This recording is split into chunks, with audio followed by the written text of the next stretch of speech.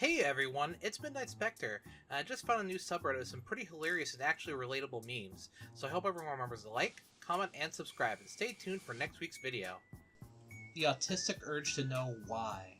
So this one is super relatable to me because when I was a kid I wanted to know and ask why to everything, or know how everything worked. So I would always be taking apart my toys and stuff. I'm not sure if anyone else has had this experience, but my parents actually started to punish me for asking why and how stuff works, which is really dumb if you think about it, because if you were a parent, wouldn't you want to foster your kid's desire to learn more about the world, instead of grounding your kid for asking how the TV works or something like that? It's one of those things I'm probably never actually going to get over, because every time I think about it, I get a little angry about it. Look at me, I'm neurotypical. I give weird hints about things instead of just telling people. Oh, I hate this so much. There's so many times where people drop hints about stuff, and I'm just like, come on out with it. Especially with my parents. And if I'm telling them something, they get mad at me for giving too much detail. And then if I repeat the same thing they do, and just say what the thing is, they act like they have no idea what I'm talking about, and say talking to me is like pulling teeth. So I just try not to say anything anymore, because it's either going to be too much or too little information according to them. Social anxiety is the only reason why I don't break down in public. My fear of being noticed is stronger than my fear to release my emotions. So this is true. Instead of speaking up or trying to get away from a situation in public, I just kind of silently suffer and wonder why I have a migraine later on. I sure wish it was more socially acceptable to walk away from social interactions and situations and not have someone chase after you or ask you where you're going. Mall kiosk people are often the worst because they try to pressure you into buying something. I've learned now just to ignore them and keep walking or walk faster.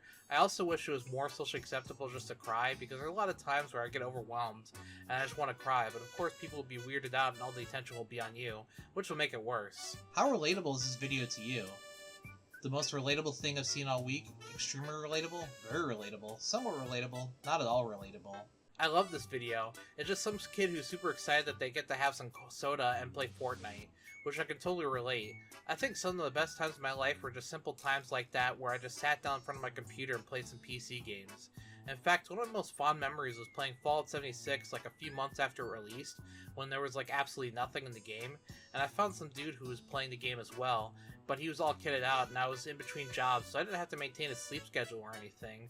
So this dude and I would play Fallout 76 till like 7 in the morning, and then go to sleep when we'd wake up like at 3 or 4 in the afternoon, and then we'd play again.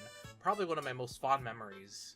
God sends his most uncomfortable situations to his most shy individuals for some reason. Yeah, I never understood this for some reason. I am somehow a target for randoms wanting to talk to me in public. Like, come on, there's so many other people who are milling about right now. Why not talk to one of them? Since I'm on medicine and my anxiety is a little bit better, but with having random people come up to me, I could actually make small talk, but before it was way too much for my smooth horse brain to deal with.